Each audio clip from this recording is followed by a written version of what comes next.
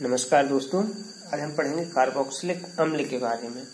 तो इसमें हम इसका सामान्य परिचय देखेंगे और नामकरण देखेंगे साधारण पद्धति में तथा IUPAC पद्धति में। वीडियो आगे बढ़ाने से पहले आप लोगों को बता दूं कि यदि आपको एक 12th केमिस्ट्री से संबंधित और वीडियो देखनी है तो चैनल को सब्सक्राइब जरूर कर लें। ठीक है, तो आते हैं हम कार्बोक्सिलिक अम्ल पर।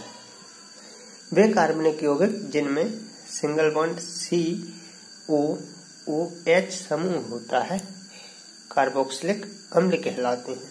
ठीक है, वे कार्बनिक यौगिक जिनमें सिंगल बॉन्ड COOH समूह होता है कार्बोक्सिलिक अम्ल कहलाते हैं।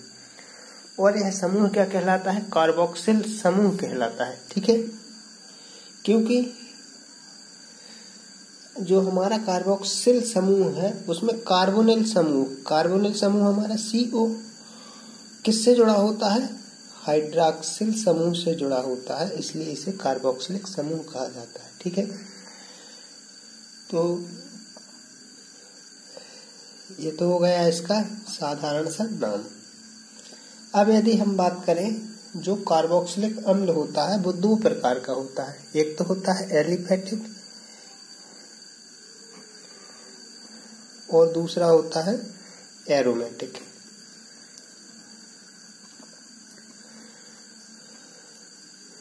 ये जो होते हैं कार्बोक्सिलिक अम्ल दोनों प्रकार के होते हैं। एक होता है एलिफेटिक, मतलब जिसमें रिंग ना हो, और दूसरा होता है एरोमेटिक जिसमें रिंग हो। ठीक है, तो अब हम नामकरण के बारे में देखेंगे। तो नामकरण की जो साधारण पद्धति होती है उसमें क्या करते हैं, जो भी हमारा नाम है, मुख्य नाम जो है, उसके अंत में हम क्या लगाते हैं? इक लगा देते हैं। ठीक है, और कभी कभी हम क्या करते हैं? OIC लगाते हैं, OIC। ठीक है, हम एक लगाने के बाद या OIC लगाने के बाद अम्ल शब्द लिखते हैं, तब जाकर वो हमारे जो साधारण पद्धति का नाम कंप्लीट होता है। इसमें एक चीज और बता दें कि जो शुरुआती 4 अम्ल हैं हमारे, शुरुआती 4 अम्ल, तो उनके प्राप्ति स्रोत के नाम पर जो है उनका नाम रखा गया है। प्राप्ति के जो स्रोत हैं उसके आधार पर रखा गया है। ठीक है, जैसे हम कहें जो हमारा फार्मिक अम्ल होता है HCOOH, जो होता है चींटियों से पाया जाता है या चींटियों से प्राप्त किया जाता है, इसलिए इसे क्या कहते हैं? फार्मिक अम्ल कहते हैं। ठीक है, ऐसे ही हमारा जो दूसरा सदस्य होता है एसिटिक अम्ल, जिसकी हम बात करें CH3COOH।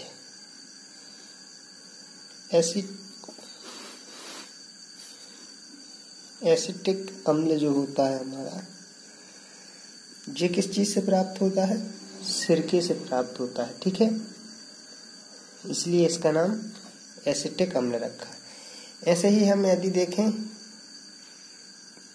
ब्यूटेरिक अम्ल जो होता है हमारा, ठीक है, C3H7COOH, ब्यूटेरिक अम्ल ये किस चीज से प्राप्त होता है?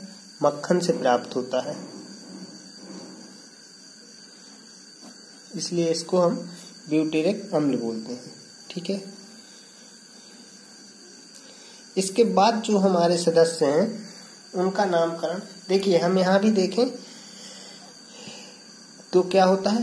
फार्मिक एक आ रहा है, एक अम्ल हम लगाते हैं, एसिटिक अम्ल, ब्यूटेरिक एक अम्ल जो है हमारा आ रहा है सभी में।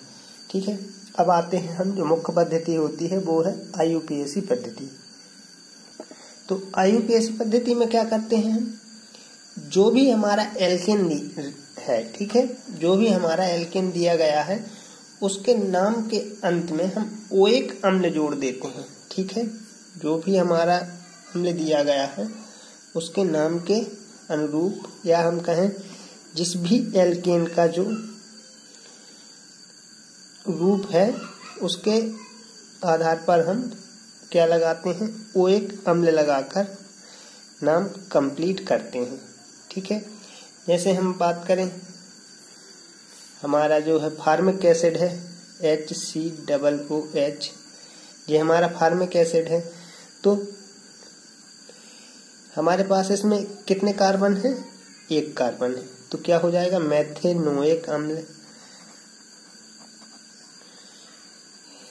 ठीक है, मेथेनोइक अम्ल। यदि हम बात करें 2 कार्बन की तो क्या हो जाएगा, जैसे एसिटिक एसिड होता है हमारा CH3COOH, ये हो जाएगा हमारा एथेनोइक अम्ल। इसमें एक चीज हमें हमेशा याद रखनी है कि जो क्रियात्मक समूह का हमारा कार्बन होता है उसको भी काउंट किया जाता है। ठीक है, ये हो गया हमारा सीधा नाम IUPAC पद्धति में। अब यदि कोई बड़ी श्रृंखला दी गई है तो हम क्या करेंगे, मान के चलो हमारे पास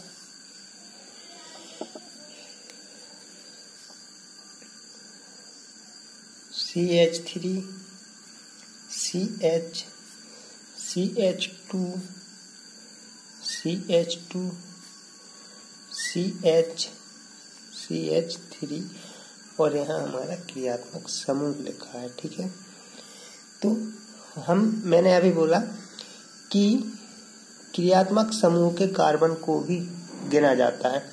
तो हम जैसे पहले बता चुके हैं कि IUPAC पद्धति में हम नामांकन यहाँ से करेंगे और इस तरफ जाएंगे क्योंकि यहाँ हमें जो है कार्बन अधिक मिलेंगे।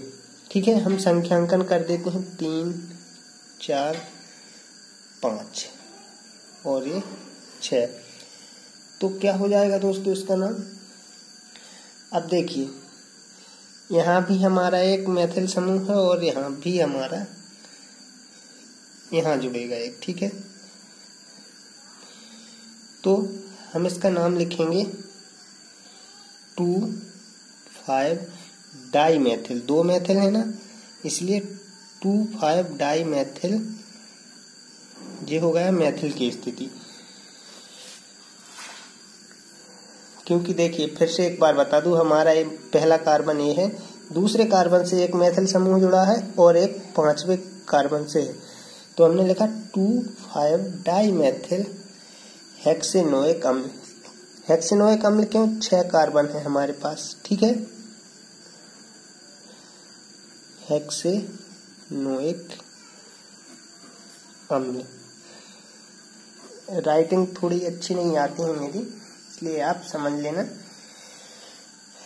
अब यदि हम देखें जो, अब ये तो हो गई एक क्रियात्मक समूह की बात।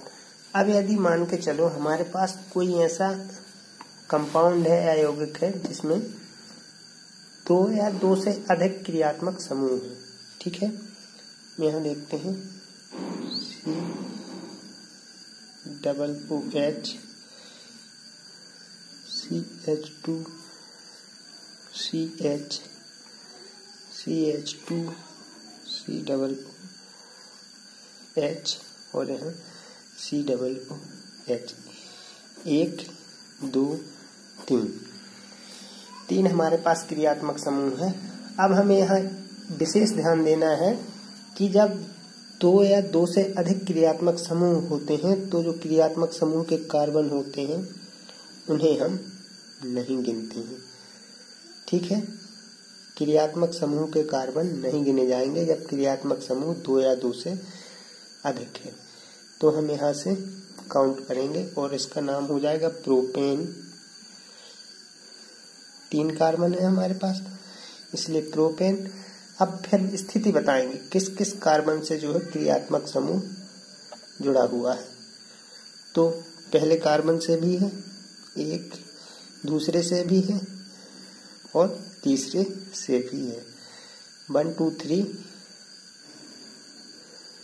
ट्राई कार्बोक्सिलिक अम्ल।